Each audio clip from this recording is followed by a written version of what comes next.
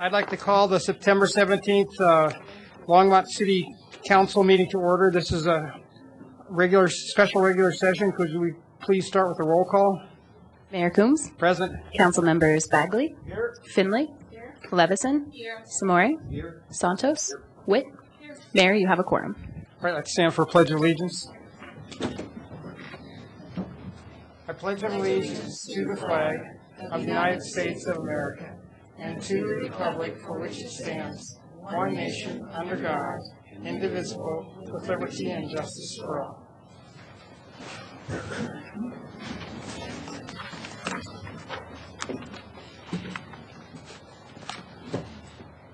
Anyone wishing to speak at first call, public invited to be heard, will need to add his or her name to the list outside the council chambers. Only those on the list will be invited to speak at first call, public invited to be heard.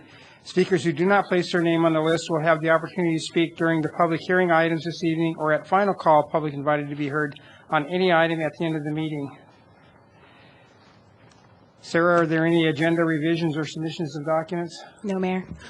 Oh, I'm sorry. Agenda revisions and submissions. There was a resolution, Resolution R 2013-89 regarding the continuation of emergency declaration. It will be your first item on general business, and it was sent to you earlier.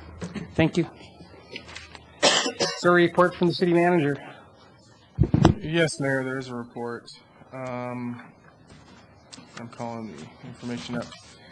The city charter gives me the ability to close facilities, and based on the damage from the recent flooding event, the city attorney's office has prepared a document for me to sign that will allow us to close the St. Vrain Greenway and parks impacted by the flood because of public health and safety issues. Our parks and greenways are being inspected this week. Parks or portions of parks will be reopened once they're deemed safe, and we actually have the ability to go in and clean some of those. They were talking about a bleach washing and some other stuff that we need to do because of the different issues that we were having with wastewater treatment plants around us and then just everything that was flowing in the river. The following parks and greenways will be closed. The St. Vrain Greenway along the St. Vrain Creek and all land adjacent thereto and owned by the city. Not only do we have those issues, in a lot of cases, as we saw last night, we had a lot of destruction in that area that it's just really not safe for anyone to be there, and we're asking folks to stay out. Golden Ponds Park and Nature Area and all land adjacent thereto owned by the city, Isaac Walton Pond, Rogers Grove, Dickens Farm Park, Pavlakis Open Space, Sandstone Ranch District Park, Kanemoto Park. Kanemoto Park was hit very hard, specifically if you've had a chance to see Kanemoto Pool. Left Hand Creek Park, Valley Park, and then the one that we're really want to make sure that folks stay out of is the Button Rock Preserve, including the Ralph Price Reservoir, Longmont Reservoir, and all land acquired by the city in connection with those locations. That area is a very dangerous place to go, even for hikers. There's no way that we can get emergency access there. And frankly, the only way we've been able to see the damage in that location is via an airplane. And what we're finding is that you really need to get boots on the ground to see what's happening. And so I will be signing that document, but I just wanted to inform council. And if you all have any questions, I will be happy to answer those questions, or Eugene may be able to jump in as well. I don't see any questions, sir. Okay. Do you have the list? There's no one on the list. Okay. All right. Is there anybody who'd like to speak at first call, public invited to be heard? Yes, I will. All right. Come down and state your name and address for the record. Yes, my name is Matt. Yeah, wait till you get your foot in.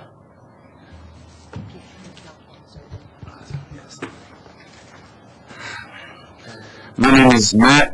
I live on 500 Lashley Street, Unit 42. Ladies and gentlemen, we just went through a catastrophic flood. We all know that definitely all the counties suffered all of this flood. And I just want to say to all Longmont people that live here, we're going to stay strong. We're going to be a community that will get through this, and hopefully we can get through this flood. But most importantly, I want to thank the military for being here.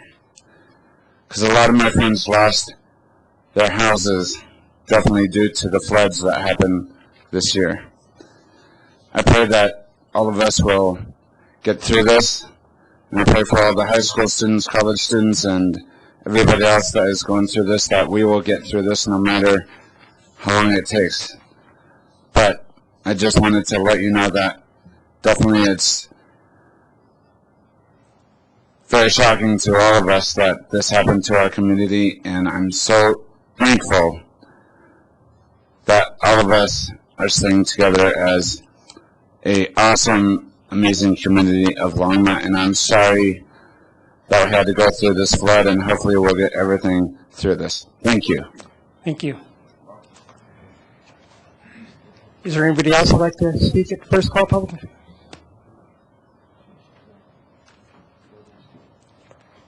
Good evening. I'm Jim Nason. I live at 713 Allen Drive.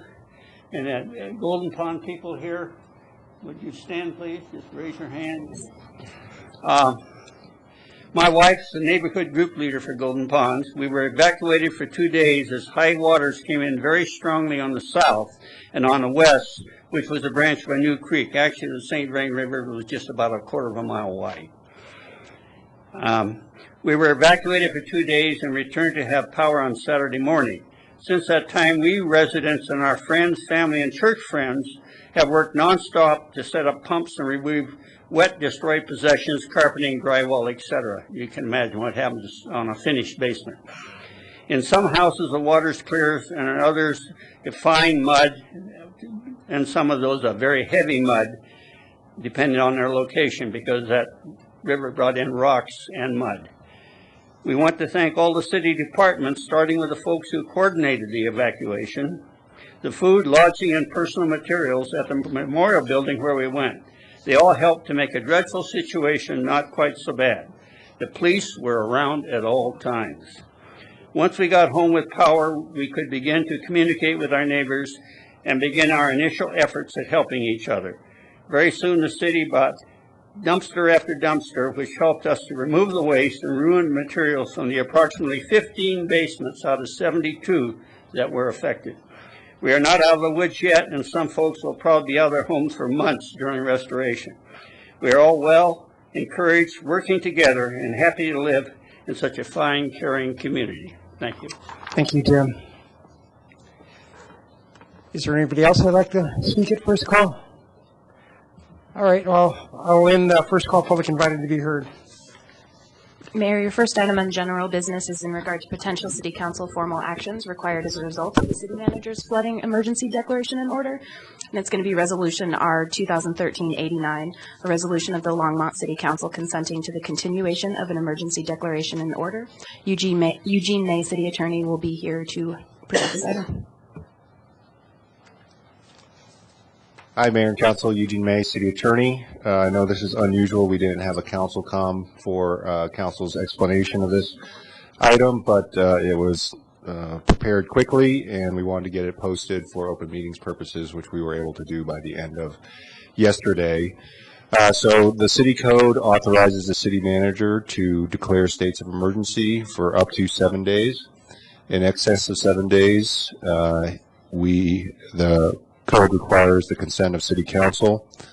So I drafted a resolution for council's consideration on extending the city manager's authority to declare a state of emergency.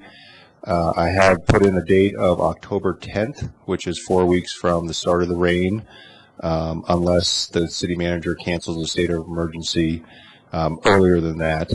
That date was booked 4 weeks out, and October 2nd or October 8th is a city council regular session. If we would have a need to extend the authority of the city manager, we would be able to do it October 8th and continue his authority to declare a state of emergency. So that's pretty much what it does, and I'd be happy to answer any questions. Does anybody have any questions? Seeing none, why don't we vote? Do we need a second? I'll make a motion that we move the resolution 2013 89. 9, 89. 89. Excuse me. Second. All right, it's been moved and seconded.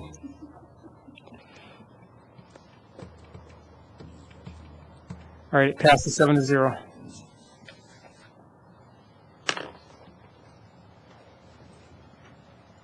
Mayor, your next item is a presentation on the 2014 budget, and Jim Golden will be here to present this item, Director of Finance. Mayor, Council, I'll make a couple comments before Jim gets started. Okay. One of the things that we obviously wanted to talk today about was our CIP, and we had a pre-recorded video presentation for you all. The one thing that I wanted to say is that based on the situations that we're dealing with now, we're really fundamentally looking at how we handle the CIP, because the projects that we had funded and that were presented to you, we have other projects now that have obviously are taking precedence over what we included in the video presentation. So as staff, as we're moving forward, we will be evaluating this and putting that information together for you. I would like to compliment some work that has been occurring within our Public Works and Natural Resources Division. I actually had an opportunity to look at a preliminary list of projects and get more in-depth information, so that they are moving quickly, but they're also moving very carefully in this process. So that will probably come later in the budget process. Unfortunately, we're at a point where we can't provide that information tonight. In addition, there's also some other funds that we had to talk about. Golf fund was one of those. Again, we need to look into that, because one of our golf courses was flooded, and we need to really see how it impacts it. Airport fund, Tim was busy making sure we could watch the community. So the items we're not going over really because of the response or because of issues related to the flood. And I just wanted to provide you all with that information. Thank you. Mayor Combs, members of council, I'm Jim Golden, Director of Finance, and so we have a few, hopefully rather brief items for the budget to cover for you tonight. First of those, and I'm sorry we gave you some mixed direction on where we're going on this item, but so if you didn't get my message today that we were covering a few items, I'm sorry for that. But we are going to cover the DDA, the economic partners, and the administrative transfer fees. So first, I'd like to introduce Kimberly McKee, LDDA Executive Director, who will present the DDA budget highlights.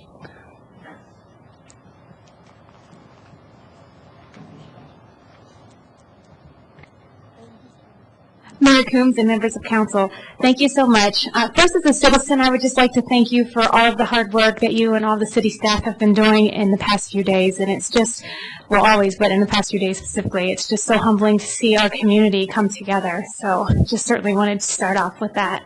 On behalf of the board and the staff of the DDA, we'd like to thank you for all of the great work that you have done downtown and the things that we've been able to accomplish together in the past year.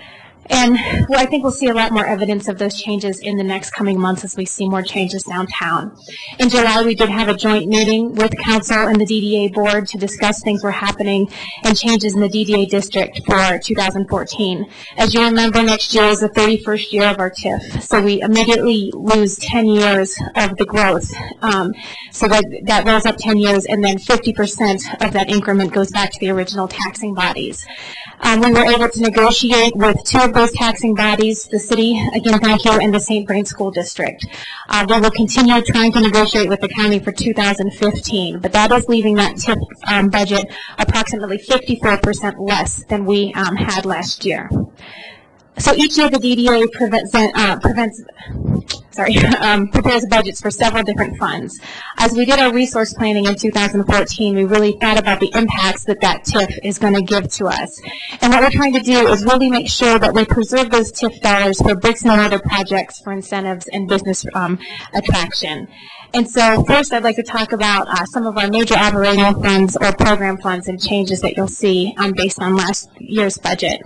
First is our operating fund. And in that same meeting in July, we talked to you about restoring our mill levy from 3.31 mills back to 5 mills as it was originally voted on when the DDA was established. That will increase revenues by about $64,000. That revenue will help replace some of the TIF interest dollars that we have been using to balance that fund.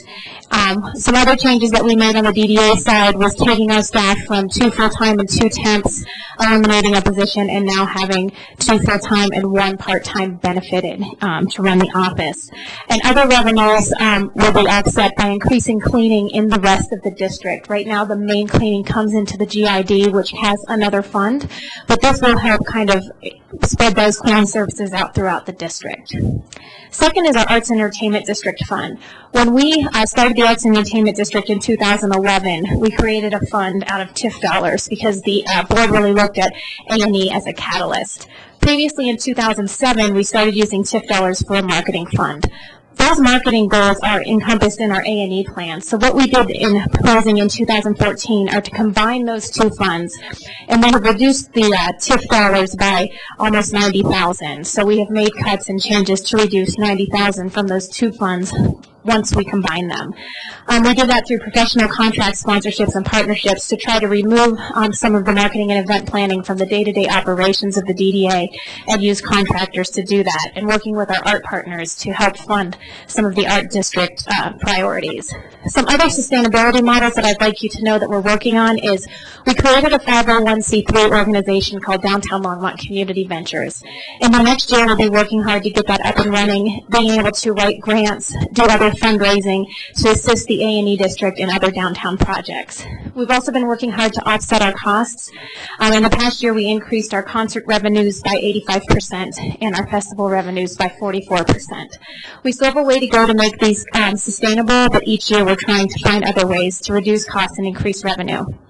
Although you will see a fund balance for our A&E fund, the DDA did some initial planning of goals that we'd like to and did some one-time funding that carries over year for year until we're able to meet some of those goals as far as placemaking, other fundraising goals, building out the spaces in Roosevelt Park apartments for our artists, and some other work that we still have to do. Again, this year we'll be requesting $22,800 from the general fund. Again, with the reduction of our TIF, we would still love to host all these events for our community. The dollars will be allocated for $5,000 for our holiday lights and $17,800 for special events like Festival on Main, Second Fridays, and some events that celebrate our history. With these resources in the past, we've been able to add a Latino music stage to Festival on Main, keep events free to the community, and really keep Longmont as the living room of our community. Third is our parking fund, and the DDA manages that on behalf of the city. Parking permits are the general source of revenue at about $55,000. We also get a transfer from the city general fund for parking fine revenue in excess of costs, and the expenditure is about $61,000. In October, the DDA will be asking council to consider increasing parking permit fees in the DDA area. The Downtown Parking Fund used most of its reserves when we bought and constructed the parking lot on the 200 block of Main. We also used TIF dollars to reconstruct all of our parking lots as part of the Alleyscape and Breezeway. So as downtown continues to redevelop, there will be continual demand on parking. By continuing to build up this fund, we'll be better positioned to add parking as needed in the future. Back in 2007, City Council raised the cost of permits from $90 to $120, which is $5 per month. They've remained the same for 6 years. In 2014, the DDA board would like to recommend increasing these fees in the currently permitted lots to $28, and then additionally ask council to allow us to permit the new lot in the 200 block and the lot at Roosevelt Park Apartments, $20 for the 200 lot and $36 because it is parking, covered parking at Roosevelt Parks. And finally, the General Improvement District is another budget that we propose on behalf of the DDA. It includes revenues of about $125,000 and expenses of $116,000. This budget includes $39,000 of new revenue that was generated by the GID mill levy that was previously going into our TIF. So when we did do negotiations, we did not ask for that 50% because expenses were exceeding revenues already in this fund. And so since this fund, everything stayed downtown, we thought it was best to keep those TIF dollars there. This is used for street maintenance, cleaning services, pressure washing, and other services within the GID. 3rd to 6th, Kaufman to Kimbark. And within the GID will be our new Alleyscape improvements. So having dollars to make sure that that infrastructure is maintained would be excellent. So I think Jim's going to come talk a little bit about some maintenance, and then I'll be available for questions. Okay, you can take a breath. That was 7 pages of notes. I did that in 2 minutes. So I'll slow it down now. But briefly on downtown maintenance, historically that's been paid for mostly out of the GID, but also out of some of the sub-funds that Kimberly was referring to.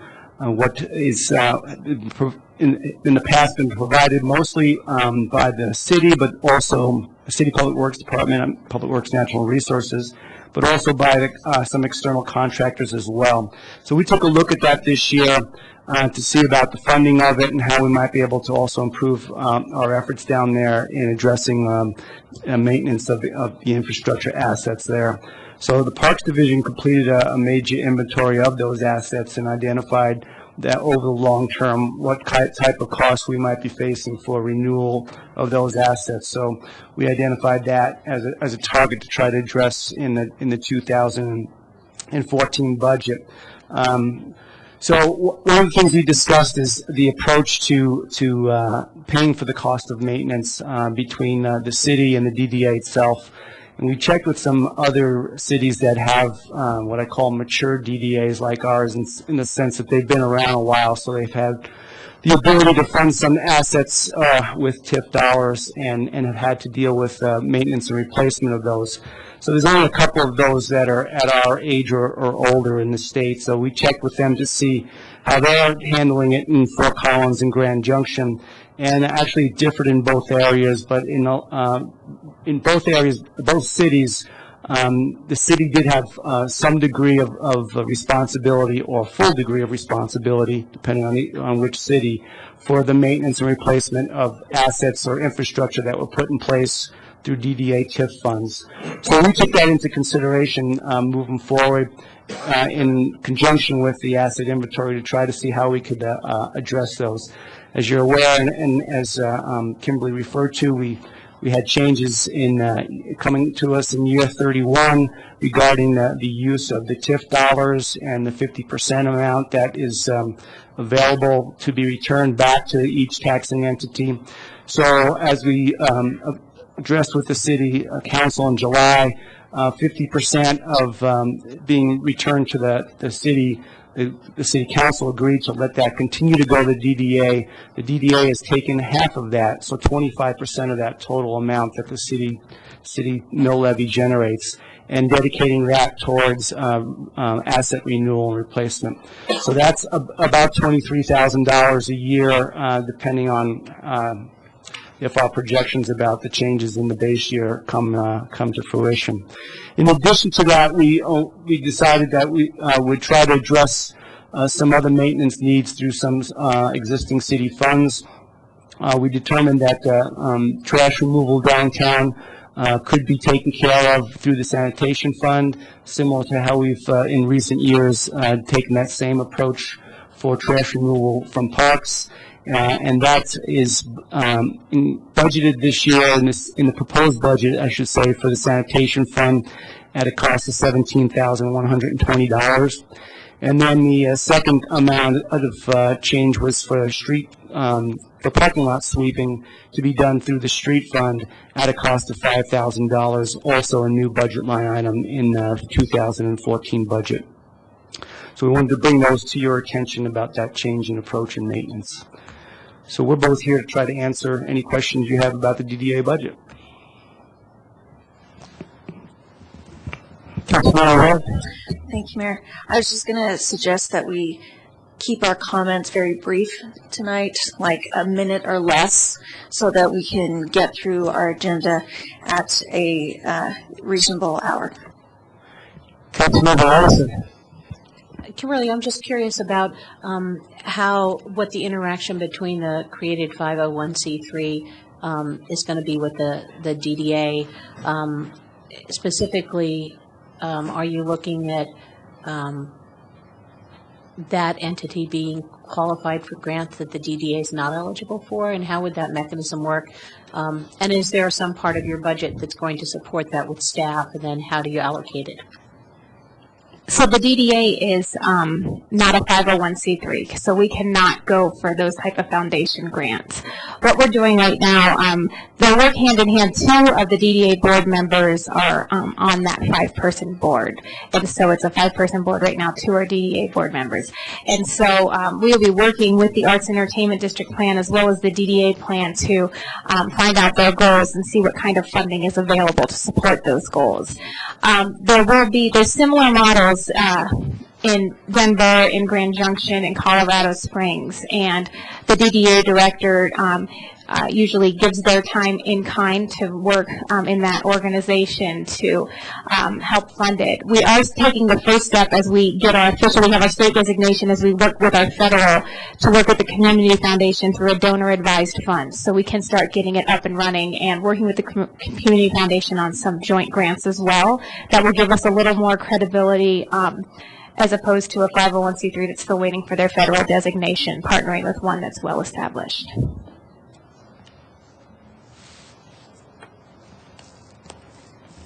Councilmember Simon.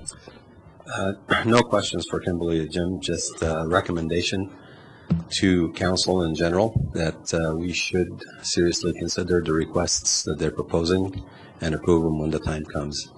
You'll notice that since Kimberly has taken the leadership of the DDA, many changes have occurred in the downtown area and many improvements to make it more pleasant and pedestrian friendly. There's lots of new stores coming to Main Street in the 400 block and the 300 block. It seems to be picking up quite a bit. And the monies that were used as incentives when we were doing the alleyscape to help businesses renovate the backs of their buildings were leveraged extremely well. So the money is being used effectively, and it's being put to very, very good use that improves not only the district itself, but the property values and then the taxes that we would benefit from later down the road. I feel pretty strongly that I want to support the DD. I think we're on the right track. Thank you. Thank you very much. Next, Sean Lewis is going to introduce the Economic Partners budget highlights. Mayor, Council, just wanted to give you a brief introduction on 3 items that we want to discuss with you tonight. The first being the Longmont Area Economic Council. That group, as you know, has received funding of $180,000 over the last few years. Back in 2011, they requested an additional $20,000 for marketing efforts. They are again requesting that, but still as a one-time request. So it would be extended, that 3-year would be extended for an additional year, and that would help them cover a joint project that we're doing that Harold mentioned to you a few weeks ago, known as the Target Industry Analysis, and as well as some other expenses that they will have. So I guess we'll just do these one at a time and have Wendy come up and hit some highlights of this. The budget does remain unchanged from years past, and city staff as well as LAC does recommend the additional $20,000 in one-time funding. Mayor Coombs, Member of Council, I'm Wendy Nafziger, Interim President at the Longmont Area Economic Council. I want to introduce some gentlemen that are with me tonight. Andy Bade is our Chairman of the Board. He's with Amgen. Dave Humanick is our Vice Chairman. He's with Vapor Technologies. And Bruce Robbins is a board member of ours with First Bank. Excuse me. So as Sean mentioned, the contract amount for this year is the same as it was last year, no change. No change in the dollar amount. The highlight of what we're changing for the $20,000 for the marketing is to help support the target industry analysis that we're working with Sean and the city in cooperation to do. We haven't done a target industry analysis in about 30 years, and so we thought that with Sean's leadership, we've decided that this is a good way to move forward and figure out who our real targeted audience is and how we can work best with our marketing dollars for the city. The other things, like I say, nothing else really changed other than spreading some money around for site selection activities and prospect development, which we always do, existing industry retention. I don't have a lot of other comments unless you have specific questions, because nothing really changed beyond that. Councilmember Baldry. Thank you, Mayor Coombs. I guess while you're here, what's the, I know you're the interim director right now, right? I'm the liaison for the Longmont Area Economic Council. I think it's an awesome group. I support you guys fully. I'm curious on what is currently ongoing regarding looking for a new director, and how that would play into the budget request and how those funds would be used, because I'm sure that there's probably a lot of talk about philosophies and how we should move forward. So as the interim director and hands-on right now, as our gal, what do you see and how's that process working? So it's a little bit unique, obviously, being in this position right now without having a director, but with the leadership of our board, who is here, who might want to address this question as well. With the leadership of our board, we are working closely with the city to hire that person, and part of the reason we're doing the analysis is so we make sure we put the right person in the position based on what comes out of that. As far as budgeting and getting ready for next year, I'm planning just like we always have, doing a couple new ventures based on my peers and what they've been experiencing at some trade shows and site selection activities. So I've been just planning that way, with the assumption that if whoever is hired may come in and make some of those changes. But based on what I know right now, we're just kind of moving forward as always, and maybe doing a few little different ventures that I've learned about since being interim.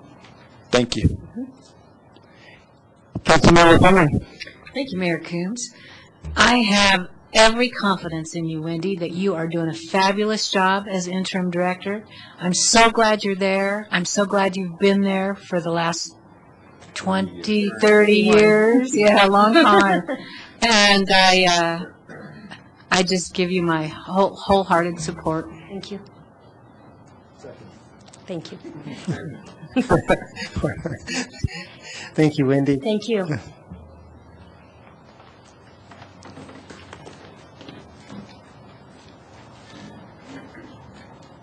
We'll go ahead and move on to the next funding category. The Small Business Development Center, as you know, has had a long-time partnership with the City of Longmont, mainly to provide training and coordination of training opportunities for our local businesses. And Doug Benny is here to describe some of those. Good evening, Council. Doug Benny, Economic Development Department. So our contract with the Small Business Development Center will be entering, I think, its 6th year. We propose to up the contract a little bit from $20,000 to $27,000.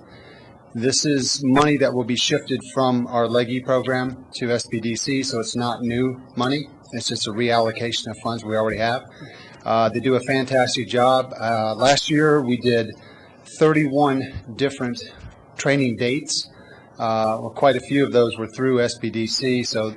And they've also proposed, and we're going to conduct 3 or 4 new ones this year, with 2 more still to come, 2 more types of training. I was going to talk about that a little bit later, but they do a great job. They're a great partner, and this is basically assuring us that we get the same amount of hours, if not a little bit more. We still have the presence at the chamber for the satellite office, and also the convenience for Longmont businesses to have SBDC in town.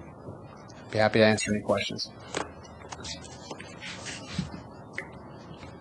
Councilmember Simone. And no questions, but comments.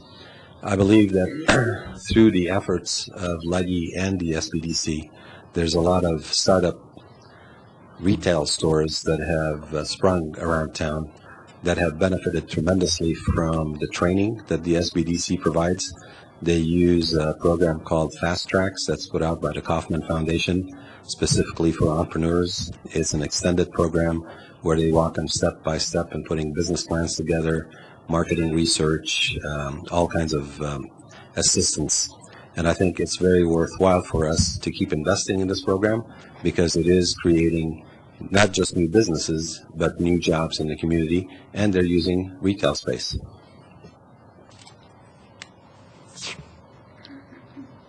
Thank you. Go ahead and start. Visit Longmont. So I think I should also mention we will be doing a contract as usual with Visit Longmont. That is for 100% of the lodger's tax. I think the 2014 estimate is about $320,000. We'll be doing the contracts as we have the past few years.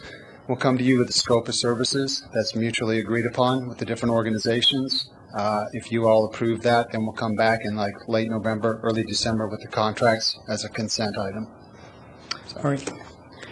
And unfortunately, we don't have a presentation. The Visit Longmont Board, unless I'm mistaken, they are not here, but we're notified regarding today's meeting. Councilmember Snorri? So the question that I have, since currently there's no executive director at Visit Longmont, who's going to negotiate the contract, who's going to manage the contract, and who's going to oversee the spending any of those funds? Well, in terms of Mayor Council, this is an issue that we are working with Visit Longmont on. We don't have all of the answers to your questions, but we know that city staff will be very involved in the selection process as well as working with him on that contract. Most of my communications so far have been with Ann Schmid, the board chair, and she has been very communicative and cooperative, and I think there's been a lot of mutual kind of reaching out at this since the director's resignation, and so I feel confident that we can accomplish that task. But at this time, I can't answer exactly who that would be that we would be negotiating with, other than a board president. Well, unlike the LAAC, there is no interim person watching Visit Longmont. Are we anticipating maybe having somebody from the city temporarily oversee it, or? At this point, Visit Longmont's in a unique position, really related to the time frame. Upon notification of the resignation, they had to very quickly jump in, and they've been working on their Fireball Run project. Throughout that project, the board president, Ann Schmid, has really been taking a more active role in that capacity, along with Hannah, and I'm not sure what Hannah's last name is. And so that is something we can definitely talk to them about. Really what we've been working on with them is the upcoming event and what they need to do to get through that process. No, and I truly appreciate Ann jumping in and taking charge, and the board there has been a fabulous job. I'm just concerned that if there's an extended period of time where we don't have an executive director, I know Ann, that's not her full-time job. Right. And we would need somebody to kind of manage and direct staff. That's all. We'll talk to them about that issue. Councilmember Santos? Thank you, Mayor. I think Councilmember Snorri makes a great point. I mean, they need to, before we negotiate a contract, they need to have an interim director appointed, definitely before a contract is signed. Whether it's they appoint a board member to become the interim director and they step down from that position, they need to have, we're talking 100% of the lodger's tax. So, I would encourage them to appoint someone before any contract is negotiated.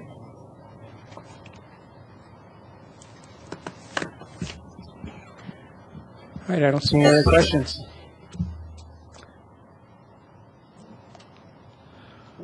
Okay, Council, the last budget item is administrative transfer fees. I guess that gives me lots of time to talk about ATFs, so settle back, settle in.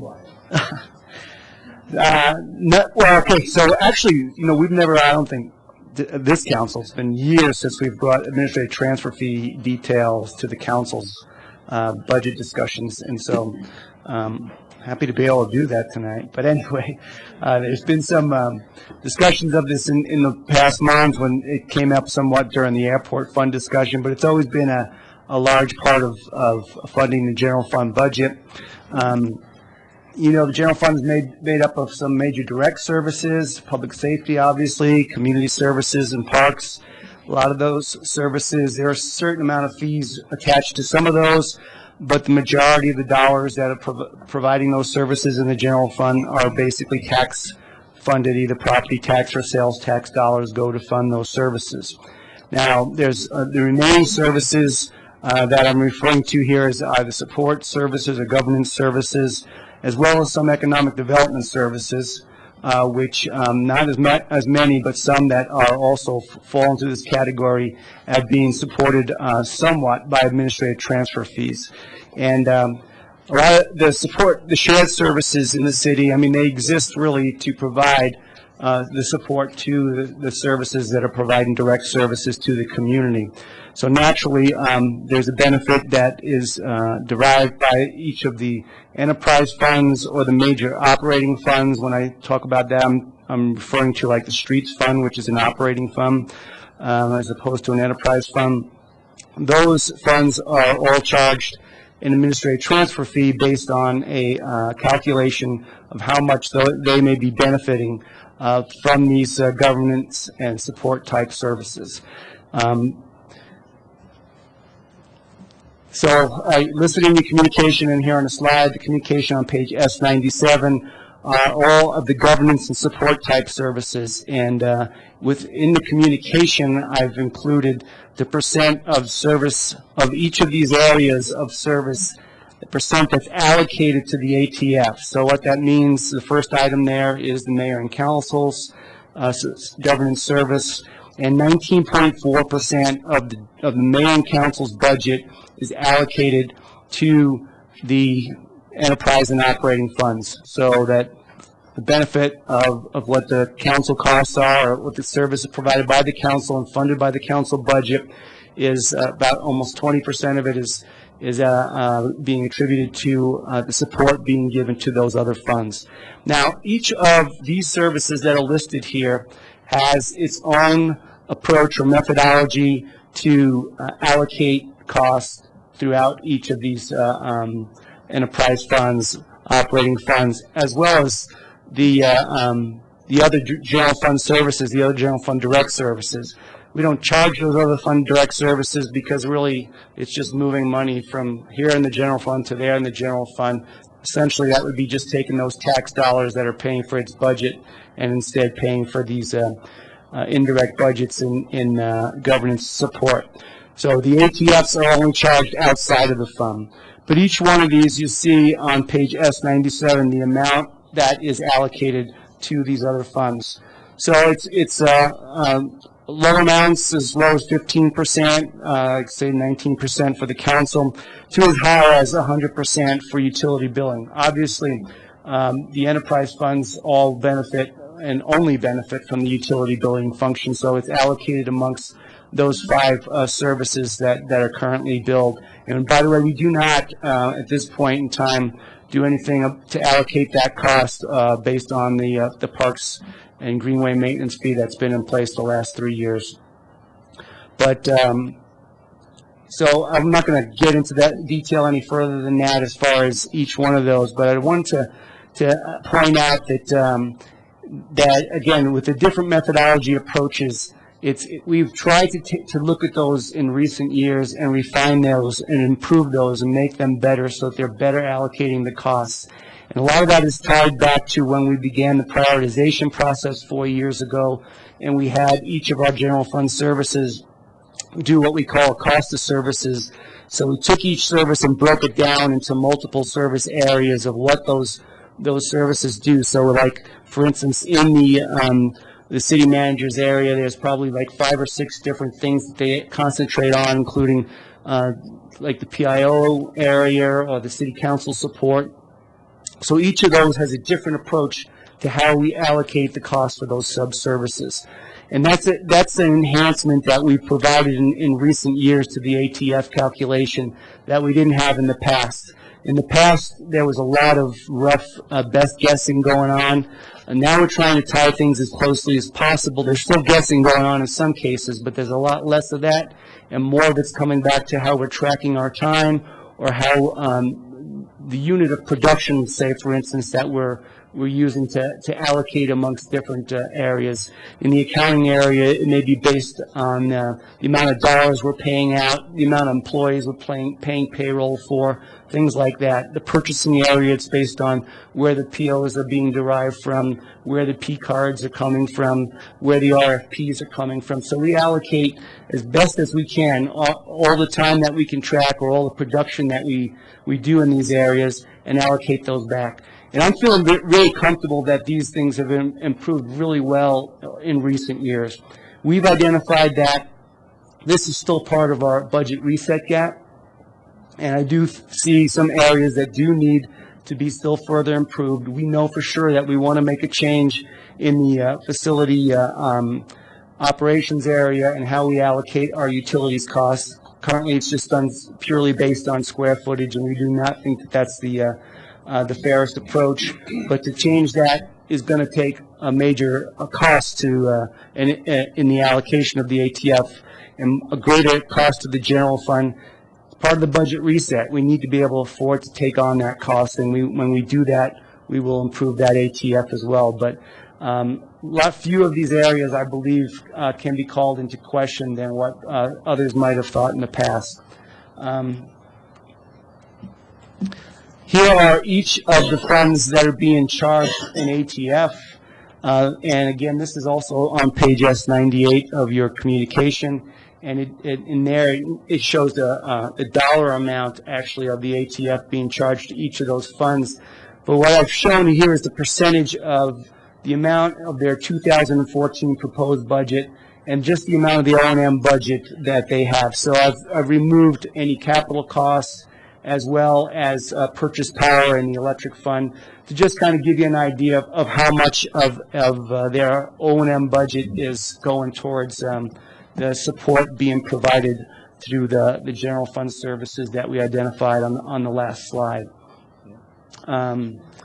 So the total, you want to ask a quick question? Just real quick. So that airport fund, I'm coming to it. That's the reduction amount, or that will be reduced from that amount? This is the amount that's being proposed for 2014. What was it before? I don't know the percentage. Slightly lower than that is what. But okay. So one thing you need to know about the airport fund. Well, let me go take you through a couple of those funds that are larger amounts. I'll get into the airport fund in a minute. The total amount of ATFs that these make up are a little over $6 million. It averages out to 10.2% of the combined total operating budgets of each of these funds. So the average being 10.2. Most of these, except for three funds, are close to or within a percent of 10.2%. So the higher ones are the storm drainage fund, excuse me, the open space fund, and the airport fund. So the storm drainage fund, it's the smallest fund of the 5 utilities that are on the utility bill, but it is one of those 5, and so it does bear not an equal share of that cost, but its fair share of the cost. And so that what you're seeing there is that the utility billing cost and the treasury operations cost that also processes utility bills is being reflected here as part of this storm drainage area. Another thing about it is that as an enterprise fund, it does have some significant physical fixed assets and CIP projects that also has a bearing on the amount of accounting costs as well as budget costs allocations through the ATF. Open Space Fund, 18%, almost 19% here. There's only 2 employees that are allocated to the Open Space Fund currently within the fund itself. So and there's not a lot of O&M dollars. Most of the open space tax dollars goes towards paying debt service. But there is oversight coming from general fund FTE, and that's allocated to the open space fund. And again, it also bears the part of the sales tax division costs for the collection of the sales tax revenues for the open space. It's also had a number of CIP amendments in recent years that is also having an impact on its ATF. Airport fund only has 1 employee within it, but oversight is being provided in there towards it in both the economic development area and the city manager's office. And that's a change from the previous year with the assistant city manager, a position within the city manager's office having oversight over the economic development department as well as the airport. So there's a little bit of new cost being added and borne by the airport fund as a result of that. Now, in addition, the airport, the other areas that are driving the increase, or driving, I should say, the overall percentage, not the increase in the airport ATF, are things that are coming to the attention of the council and have for a number of years, coming to the attention of the city attorney, city manager's office, and the city clerk. Some of those areas in their ATF calculations are based on city council agenda items, amount of time being spent on city council agendas.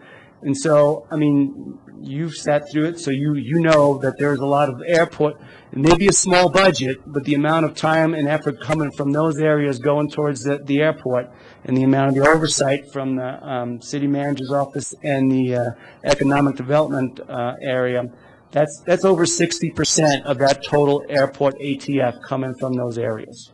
I interrupt you for just a second. Sarah, do you have a question? Thank you, Mayor.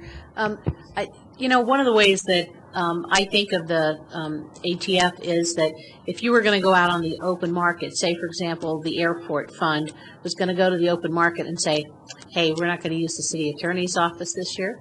We're going to hire some private law firm to review, draft, present those contracts, make sure everything's square with any title work that needs to be done or any other background work. You have to think that that's a pretty high-level professional cost that I don't think there should be an expectation, perhaps, that the rest of the departments or the general fund in the city would specifically backfill a cost, just like you wouldn't backfill any other department cost when they would have need of high-level professional services that are at a higher billable rate. I mean, if you wanted to look at reducing that, and the airport fund wanted somehow to go out on the open market and see if they can get all of that done cheaper, then that would be less.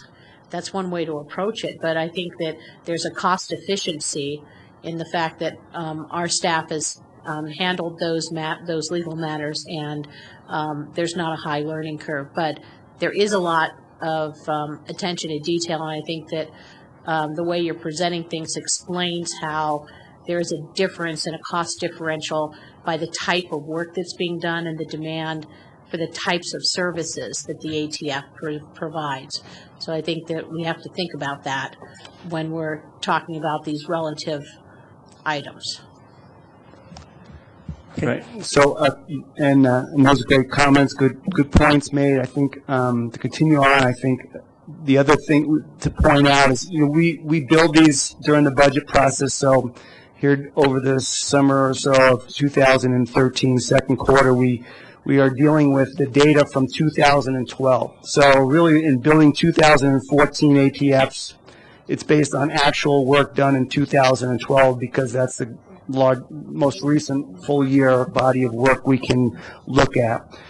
So in 2012, the airport fund had a lot of capital costs that they will not have on 2013, which might result in a decrease in purchasing costs and accounting and budget and CIP type impact. So that can change. It can have a big impact on a small fund like that from year to year because of the swing in activity that capital costs can drive. Because of that, that's a large amount of $1.1 million of capital on a small fund like that is a big difference. So those are the things we really wanted to bring to your attention about it. I think, and Councilmember Bagley, so I want to be upfront about this. This is an increased amount. It's in the 2014 proposed budget. We're recommending it stay that way because we do think it is a fair allocation of costs. That is how so you've made reference to it going down a couple of times in the last couple of weeks. That's not how we proposed it in this budget. So I'm finished with the ATF presentations. Specifically talking about an airport fund, what I would say is eventually what you like to see is as you increase activity, you increase revenue, and as you increase revenue, it allows you to use that revenue to fund some positions that can actually come in and do some of the work. So, for example, in the planning division, I think Brad, is it Jane? Brad's gone. Jane Madrid is doing a lot of administrative work for the airport and the airport board. Prior to that, when it was with Dale had a staff member that was doing a lot of work. And so what you try to do is you try to... Brad said yes. Brad said yes. So what happens is when you have an airport fund, what you try to do is it becomes more active and you increase the revenue, then you try to it just pays for the same thing, and it's just in a different way. And frankly, you want to keep that airport fund where it's in a positive cash position, and so that happens with development, and that's why you hear me talking a lot about how we can utilize redevelopment at the airport and allow us to potentially do more over time. Actually, I had one last comment, and I had pointed out somewhere in the communication, I think, but over the last couple of years in the general fund, and I think it's on the attachment that I had in there, but the general fund total ATF has gone down the last couple of years. And so it's really been because of the fact the total ATF for all funds was $6.25 million in 2012. It'll be $6.07 million this year. It's gone down a couple $100,000, despite the fact the general fund has grown, not much, like 2.5% a year, but it's grown each year, and a lot of that has been those ongoing costs that we've talked to you about that are either, insurance type related costs, those things that we do allocate to all funds. But they've gone down, and it's gone down because of the fact that we continue to revise and refine, I should say, these ATF percentages and methodologies. So again, I do feel real confident that's been an improvement to the ATF, and you're seeing that because of the fact that we're keeping those costs down as a result, the ATF costs down. So my understanding of the ATF is it really, by having accurate ATF costs, it really tells you the real cost of some operation. For example, when I think of it, like when we look at the cost of brewing beer, if we didn't separate out the cost of utilities and just looked at, the labor and materials, the brewer thinks, well, he's really efficient, but he doesn't really realize that 40% of our utility cost is, and that's basically what the city's doing with these ATFs, is getting them distributed so you know the real cost of all these different operations.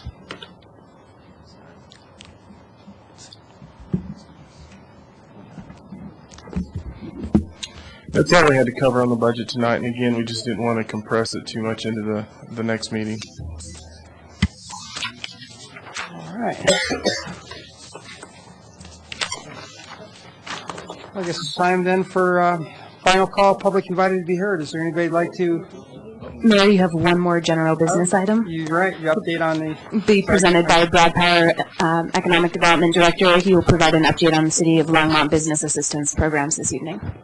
Good evening, Mayor Coons, members of council. Brad Power. I'm the Director of the Department of Economic Development, and I'll be providing an introduction on that item. Doug Benny will come back and cover more specificity around that. But given the events of the last few days, I wanted to just briefly cover a few of the things that our department will be endeavoring to do to assist the business community, specifically in Longmont, to recover and move forward. But before I do that, I just want to give an update for the community in terms of what our department will be doing starting tomorrow morning, 9 a.m., for the residents of Longmont. As you are very much aware, and hopefully the community is becoming more aware, there's a disaster assistance center that will be opening at the old Stephen Barry's place store at Twin Peaks Mall, starting at 9 a.m. tomorrow. Over the course of the last couple of days, our staff has constructed, for lack of a better term, a satellite office for our Development Services Center front counter. And so for residents in the community, if you have questions about the rebuilding process, building permitting, that type of thing, especially as it relates to things that we know are vast problems across the community, especially as it relates to washed out furnaces and water heaters and those types of things, residents can come to the mall starting tomorrow, and we will have staff there to address those issues, and in some cases, if it's appropriate and warranted, that we'll issue permits there as well. For businesses, there's still a lot of fluidity in terms of who's going to be camping out where in terms of the relief efforts. And so we will be working with the Small Business Administration at the federal level and FEMA to try to figure out ways to funnel Longmont businesses to those appropriate resources wherever they may be geographically. We're going to have the information available for those folks to get those resources committed to them in terms of their recovery. But one of the things I would recommend very much is if there's an affected business out there, somebody who happens to be listening this evening, the best and most advantageous thing you can do immediately is register with FEMA. And you can do that two ways. One of the ways that is perhaps the easiest, because it's chock full of information, I looked at it earlier this afternoon, is go to disasterassistance.org. And that can be the front page of a small business getting some relief and at least registered with FEMA. I think there's a lot of confusion that FEMA is really about helping out just people who live in homes. It's not. So if businesses are out there and they want to register with FEMA, we would encourage them to do that at disasterassistance.org or 1-800-621-FEMA. We're also going to, and I will conclude with this, we're trying to figure out ways to help at the local level through the existing business development programs that we have. And one of the things that we will be doing in the next day or so is revising specifically our business improvement grant to alter that to enable some assistance around some grant programs that we have in place to assist small businesses in Longmont recover from the flooding. And so with that, I'm going to turn it over to Doug Benny, who will talk a little bit more about what I just said about our business improvement grant, and then he will very briefly go over the status of some of our other programs that have been in place, and he'd be happy to answer any of your questions. Thank you. Mayor, Council, Doug Benny, Economic Development Department. So I'll pick up with what Brad just left you with. The idea is to tweak our business improvement grant just a little bit. Currently, that program is available for retail businesses that are 2 or more years in existence. It's for retail only. It's a way to get a reimbursement of 25% of a project cost up to $7,500 for permanent structural type improvements to their property. The idea right now is to tweak that so it would be available to non-retail as well, remove the 2-year existence regulation and make it available regardless of when they went into business, and to cover some things that are not currently covered by the business improvement grant, such as carpeting, maybe paint, some other type of uses that would lend itself to this type of program. We're working on what a budget for that might look like and how we might administer that, but that is something that we could easily do, I think. Oh, well, obviously be available to those businesses affected by the flood, and we'd have to have some kind of validation of that. So with that, if you have any questions, I'd be glad to answer. So I'm not going to go over what you have in your packet as far as our programs. As you can see, we have 4 main programs that we work with: LEGI, the Business Startup Grant, the Business Improvement Grant, and the Small Business Lending Program. What I thought I'd do rather quickly is to give you some numbers. These are just some rough numbers I put together to give you an idea of the impact of some of these programs. LEGI, for instance, we've worked with probably more than 300 companies since 2006.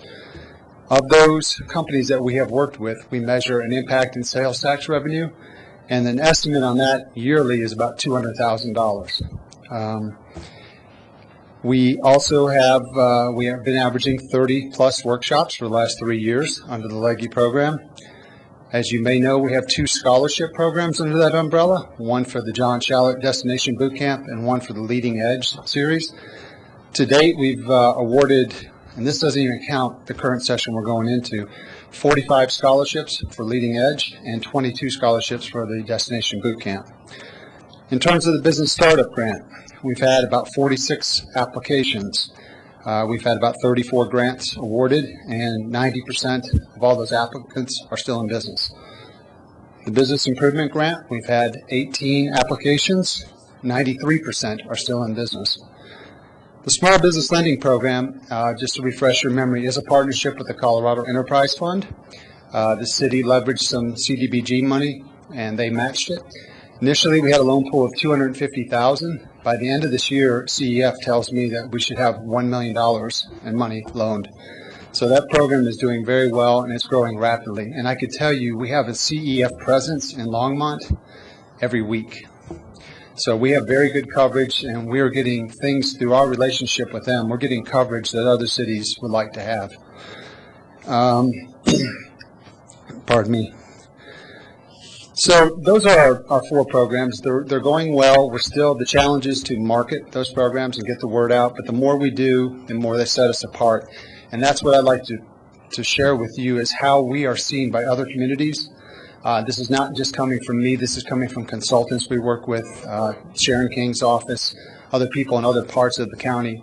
They're envious of what we have to offer, and at least several times a month, I'm turning people away from other locations that are outside of Longmont for leggy services, to be included in the creativity of our loan program, startup grants, different things like that. So collectively, they represent a really strong collection of business assistance programs, and that's the way I'd like to look at them.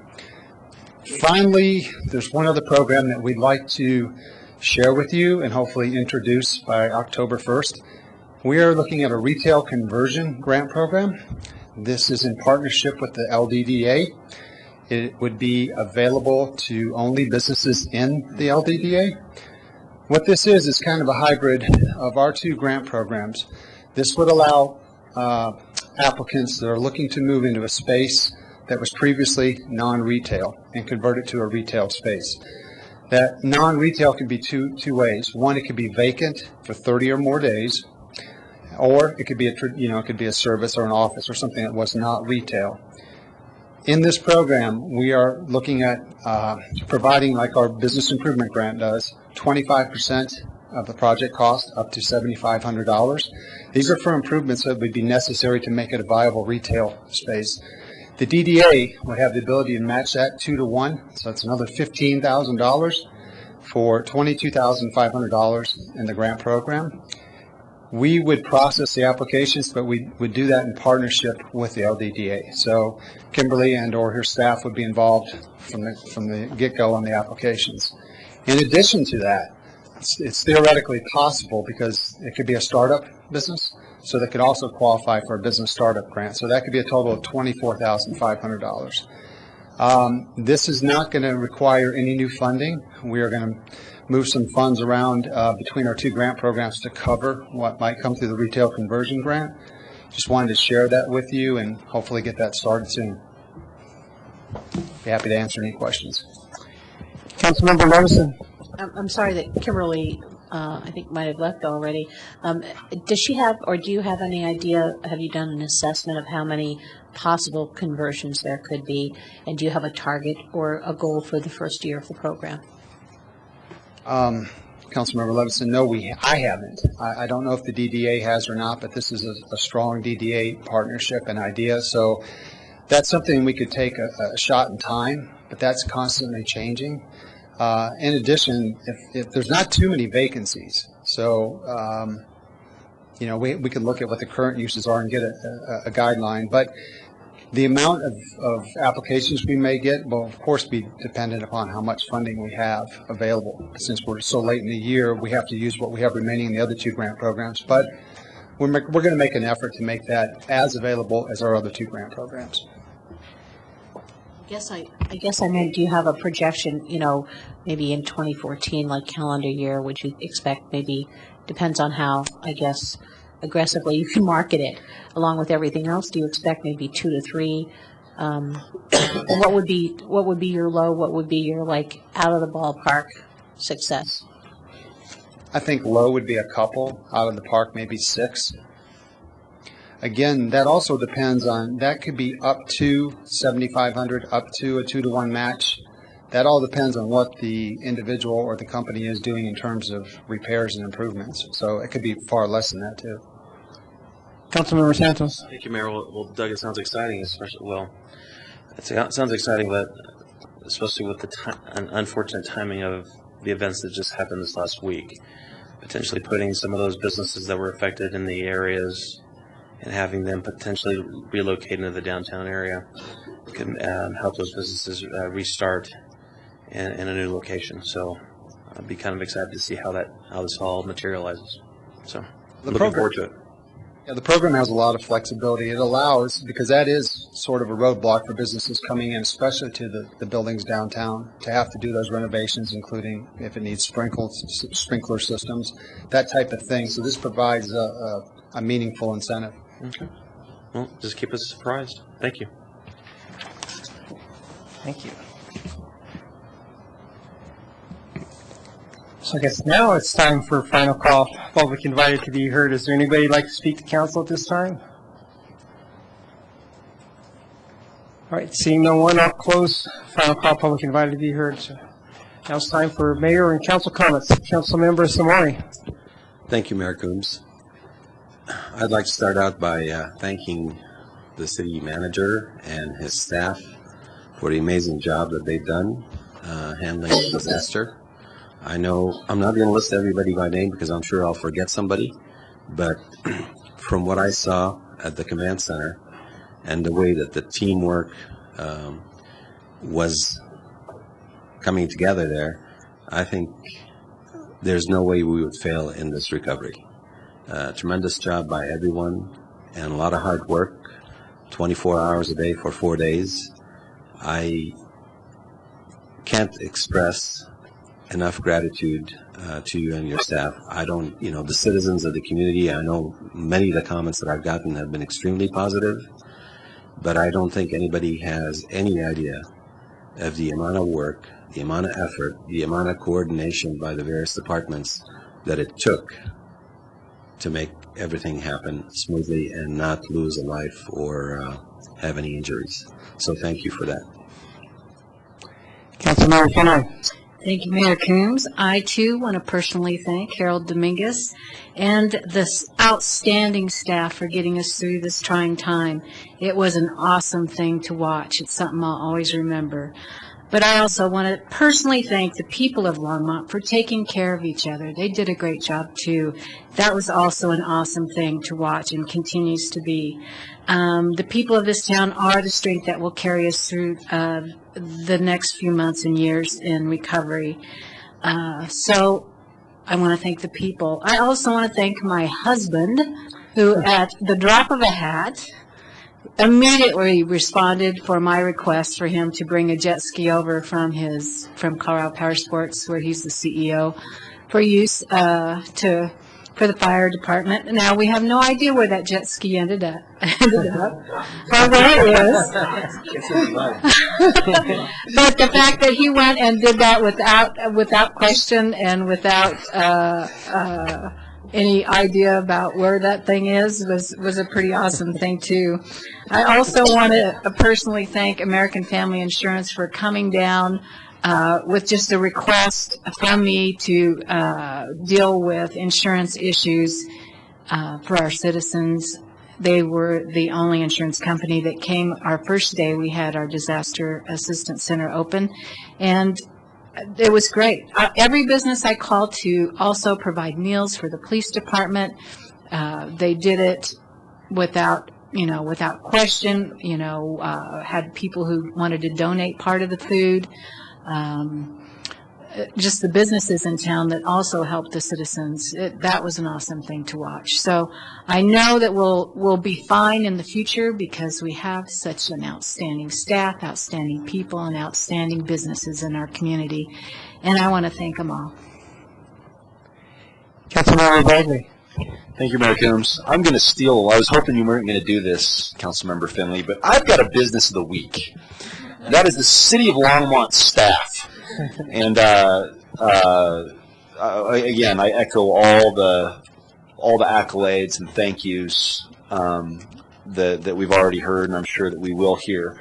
But we can't go through everybody, but Dale Rademacher, Harold Dominguez, and Dan Eman, you three were rock stars during this. Now, that's not to diminish the contributions of any of your assistant city managers, the city attorney's office, or anybody else. But when I went into the command center, it was just amazing what city staff was able to do over that period of time. So thank you, heartfelt thank you. I also want to thank, I've been getting calls from friends, family, community members, constituents, and everybody's asking, well, how do I volunteer? How do I volunteer? And I've been telling everybody just, if you see a need, just serve. And so I'm getting reports from churches, from youth groups, from nonprofit organizations, businesses, that literally they're just showing up to houses, not members of their organization, and just literally starting to drain water, rip out drywall, and just the community involvement is just awesome, and would encourage everybody to keep doing that. And on a personal greedy note, I am going to thank also our local armory. Alex Samori and myself, we didn't know what to do that first night, and everyone was running around, and we're not trained in disaster management. And Alex got the idea to approach the armory for some cots. So we loaded up in his minivan and went over and literally knocked on their door. And I don't have their names, but there were a handful of U.S. National Guardsmen that heard the request of the city of Longmont to provide cots. And rather than going through well, on one hand, they were telling us we had to go through the chain of command, but at the same time, they were on the phone talking to their superiors, and literally within a matter of minutes, were able to get us 47 cots. And they just were awesome, and were able to basically provide cots to the Memorial Center and the Senior Center. So a big thank you to them. Now where the selfish part comes in, Councilmember Samori and myself were on the hook for 47 cots, because we had to personally sign for them. I don't know what they are, but I'm doing this in public, so if someone is put on notice, I will gladly return them with the help of Alex Samori, but I need to know where they are, and we don't know where they are. Great. They're the jet ski? You can donate your jet ski, but I'm not undergoing IRS audits for the next 10 years because I stole some cots. But in all seriousness, we signed for them. So if we could just, I believe they're at the Memorial Center still. How long will that be up and running? They're at the Senior Center now? Okay. So my question is, could we just make sure that they're still there, and just let me know, and Alex Samori know, when they're ready to be returned, and we'll do that.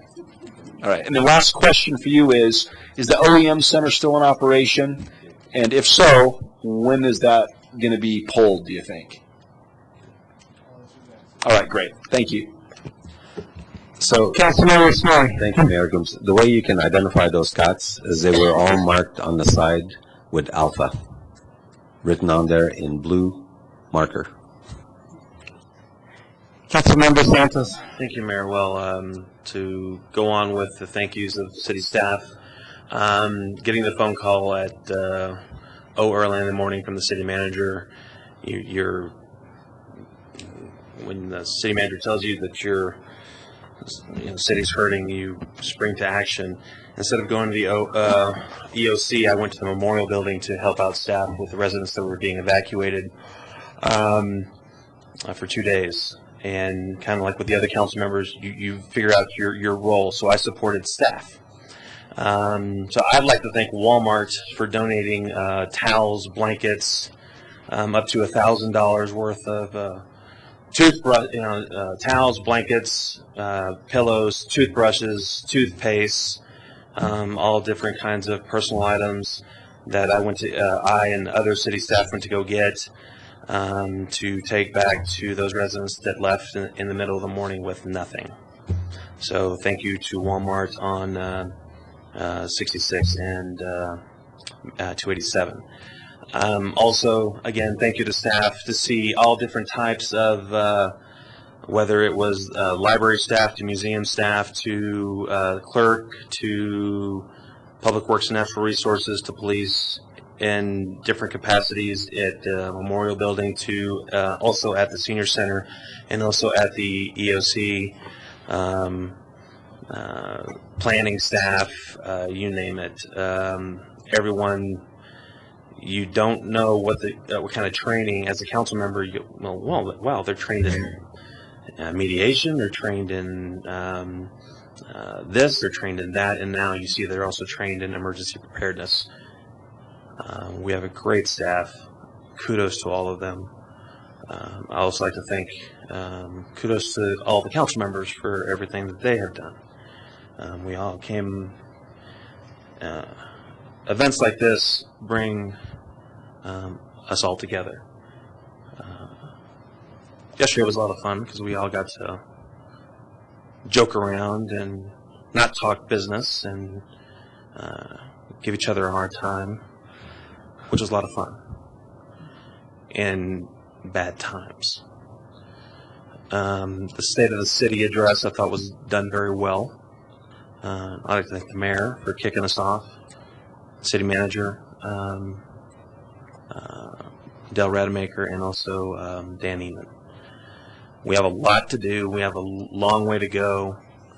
And it kind of tugged at, and it still kind of tugs at my heartstrings to see so many of our parks that will be closed. All the work of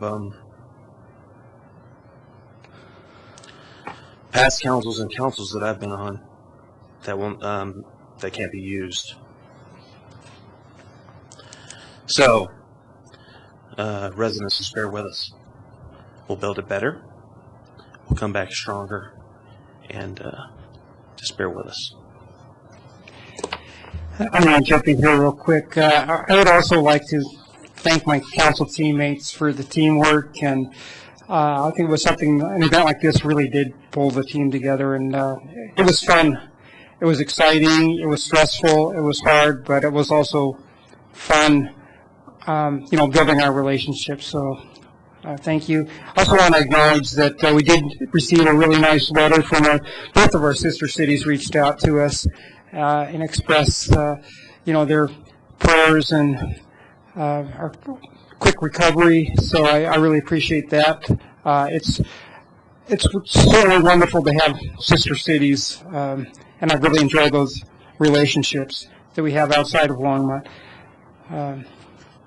Again, I don't know if I could add much more, but it was been a real stressful and exciting, and a lot of sleep deprivation for a couple of days. But thanks to everybody. And today I was interviewed by a reporter from Channel 4, and he said that everywhere he went, the people he talked to said that they were really impressed with how well the city did and reached out to their community. So, I'm hearing this from someone that went around the city talking to people, so I was really proud to be a mayor of a city that had citizens, letting the press know that they felt that the city did a really good job in this time, so thank you. Councilmember Levison. Thank you, Mayor, for mentioning our sister cities, because I was going to mention that. I'll do another pile-on to thank everybody. It took an extraordinary amount of work, and I know, sometimes when you're the planner, the old children's story about, who's going to bake the bread, who's going to help me grind the flour, who's going to help me heat the oven, chop the wood to heat the oven. That was the city of Longmont, and I think that our planning paid off. Slow and steady wins the race, and I think that's what we did. And everybody put their shoulder to a wheel that, they didn't know that wheel had their name on it at the beginning of the shift. And I think that Mayor Pro Tem talked about the competency, widespread competency levels of staff, and it was pretty amazing. The other thing is, I thought it was extraordinary that while staff recognized council was in the room, they were not afraid to just turn around and say, here, do this. And I know that, or don't go near that, right? But they asked us to do what we could, and weren't afraid, and I know everybody stepped up to the plate what we were asked to do. The other thing I'd like to mention is that I've received numerous emails from people across the country, from National League of Cities, people I know. Also been corresponding with Colorado Municipal League, checking on us constantly, and also Mayor Wykenut from Fort Collins, Aidan Hogan, the city manager of Evans, and other cities. And I know for a fact that Colorado Springs, having gone through that major fire, whatever support anybody can lend us. I've heard from Mayor of Littleton today, water rescue, anything. Everybody's reaching out and giving support across our region and across the country. So that is also the solidarity and just letting us know that there are resources that are available. I also want to acknowledge all the volunteers that are, named and nameless. I've people just think of things to do, like families on the West Side neighborhood knew those kids. The Memorial Building didn't have toys and games, so kids took their toys from their toy box and their games, and they went and played games with kids, and then took them home so that the stuff wasn't a burden anymore. And people, their parents, took people's laundry home to their machines and did laundry for some other family and brought it back clean and dry so that they would have their own clothes, and that comfort of having something to change into that was familiar and fit properly. I also want to commend what we're doing at the Disaster Assistance and Recovery Center, and point out that there's a little tent off to the side of a national group called Acupuncture Without Borders, and they're professional acupuncture practitioners from Boulder County who are part of that group. And they are offering acupuncture services for stress relief at the little tent that they had set up today. And not many people recognize what was going on, but there are people that are out there offering their professional services and whatever they can do to help. So the other piece that I'd like to talk about is courage. The courage of first responders, the courage of people who left their homes not knowing if they would see it or they could go back, the courage to keep themselves together. But in the coming weeks and months, the kind of courage we're all going to have to see is the courage to remember that people, we may all go back to normal, but a comment from a couple who moved to Longmont following Katrina is that so many people forget that this is a long-term thing, a long-term situation for people who may not have a place to live for months, and that disjointedness, and to not forget when the sun is shining that it takes a long time to do the cleanup, and to have the courage that we keep consistently helping people. I just want everybody to keep up the good work, and it's going to be a long haul, but I'm sure this is a resilient community that has endured many things. Flood, fires in the past. Main Street burned down a couple of times, I understand. And we rebuilt every single time. The shot of the historic photo that Dale showed us, we were talking about flood control on the St. Vrain, one of those first conversations, was from, I think he said 1906 or 1907, of the old Burlington town. And we had that same picture, even greater, last week and in the beginning of this week. So we can do it again. Councilmember. Thank you, Mayor. Well, I think that all of our staff really did their other duties as required and beyond, far beyond. It wasn't just a job for our folks. They love this community, and really, see, this is why I didn't push my button that I was going to talk. So I'm just really proud. Anyway, enough of that. Also want to say thank you to the Governor Hickenlooper for coming and spending time and talking to us, figuring out how he and his administration could be useful to us. Also want to say thank you to Congressman Gardner and his staff. I think he was in touch with me every day, and I know that he's been in touch with the mayor and other council members, wanting to know how they can be useful and helping however they can. So once again, awesome job, and remember this solidarity, because we're going to need it as we move forward, when there's going to be stuff that we have to talk about that's not so fun and hard, and our community will be at odds over decisions that have to be made in the near future. But if we can remember our mission and remember that we're family, it'll all work out.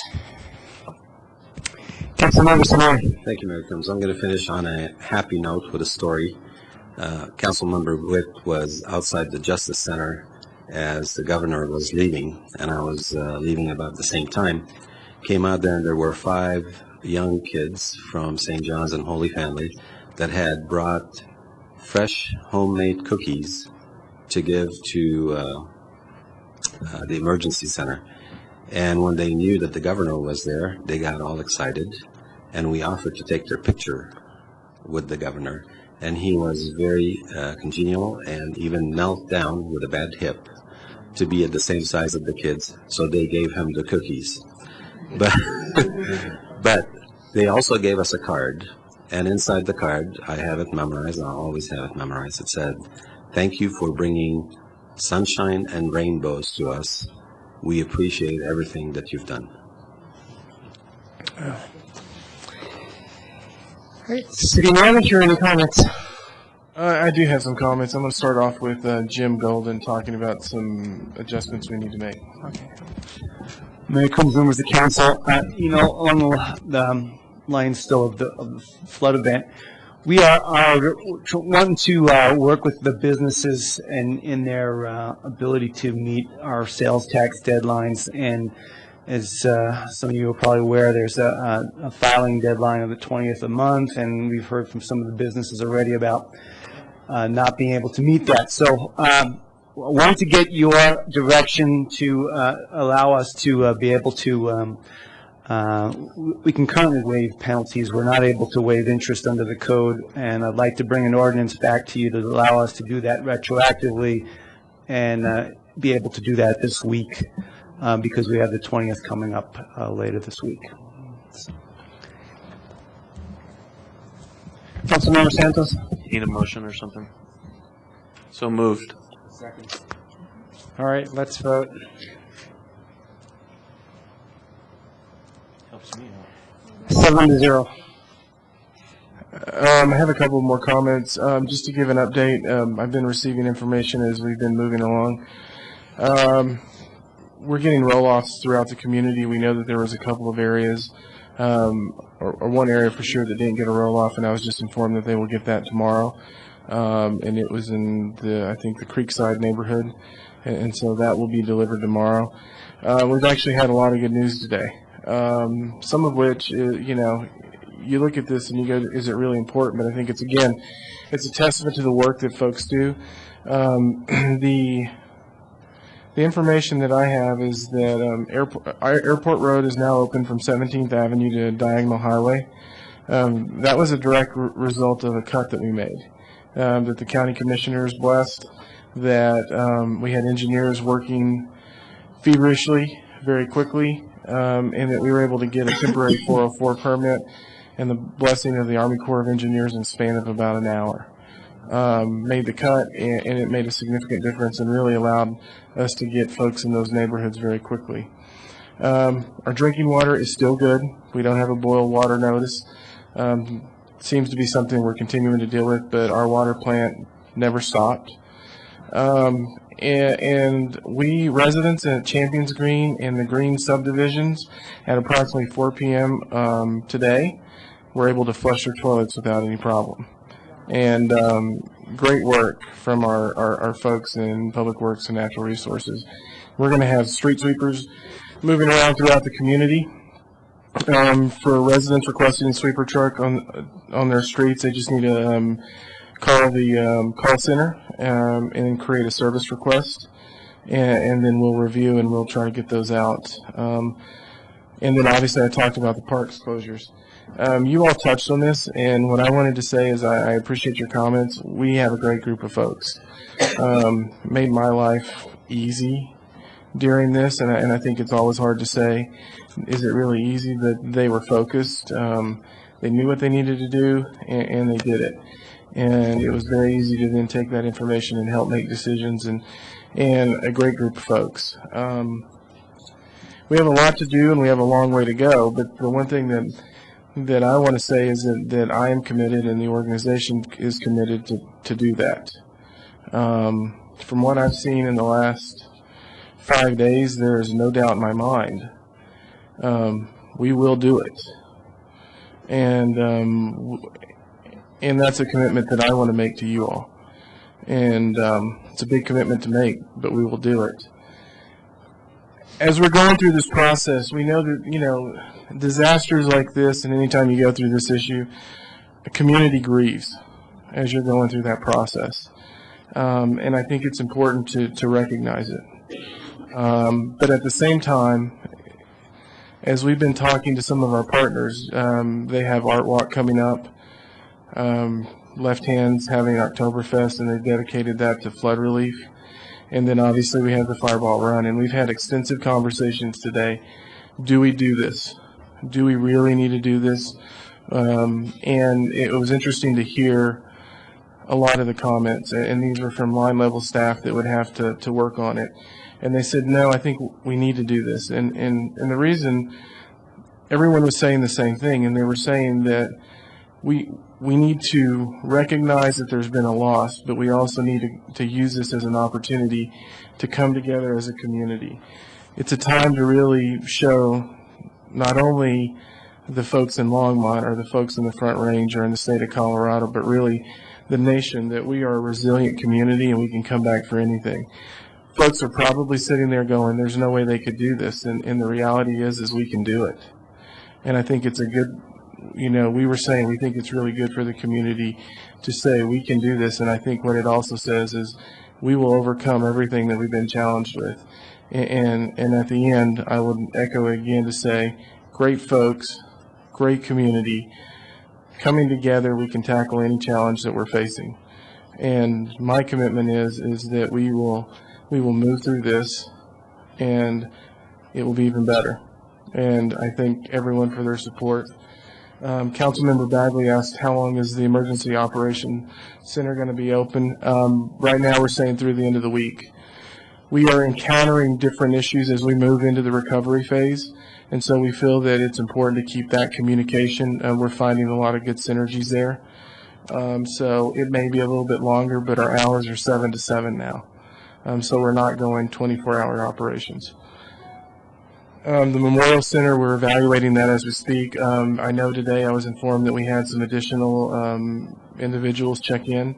I know they're still bringing people out of the mountains. There was some discussion that it may be that in a day or two, but again, it's a very fluid situation that we're having to respond to. And we will find your cots. I think we know where they are. Alex Samori's cots. And then again, I do appreciate the support of council throughout all of this. I think there may have been a time or two where you all were talking to me and I just turned around and walked away, and if I did, I apologize. But I really want to say I appreciate the support, and again, I can't thank staff enough. We had virtually every staff member. I was looking through the list today at all the locations. Virtually every staff member in this organization showed up at some point to do something in this initiative. And they may not have been in a position where they were noticed, but they showed up. And without those folks, this would have been a much tougher situation. And so I want to tell them how much I appreciate the work that they've done. That's all I have. Oh, yeah, again, one more time, we're really asking folks to turn off their sprinkler systems. We will let folks know when we're ready to turn those back on. As Dale indicated yesterday, approximately 2/3 of our water supply, we're trying to figure out what we need to do. We're keeping our fingers crossed on some things now. That being said, I want to be very clear. We have water supply as we're moving forward. This is something that we really need to do to make sure that if something happens, we actually don't have another issue develop. So please, everyone, residents, businesses, turn off your sprinkler system. In no outside watering as we move through because of the situation we're in.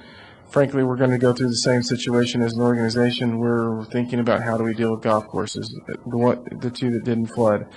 But at the end, we feel like we need to set the example, and so our folks are getting that ready as we speak. Thank you. Thank you, Harold. With 13 inches of rain, I don't think we need to water our grass anyway. City Attorney, any comments?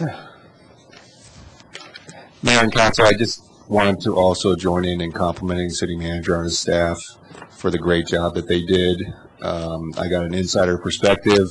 There wasn't a lot of legal support needed during the emergency, and I basically got out of their way and let them do their job, and it was really impressive. And you're very lucky to have the city manager and his staff, and they did a tremendous job, as you all know. So just wanted to throw my compliment in to the city manager and his staff, and we have a great organization here. All right, this meeting is adjourned.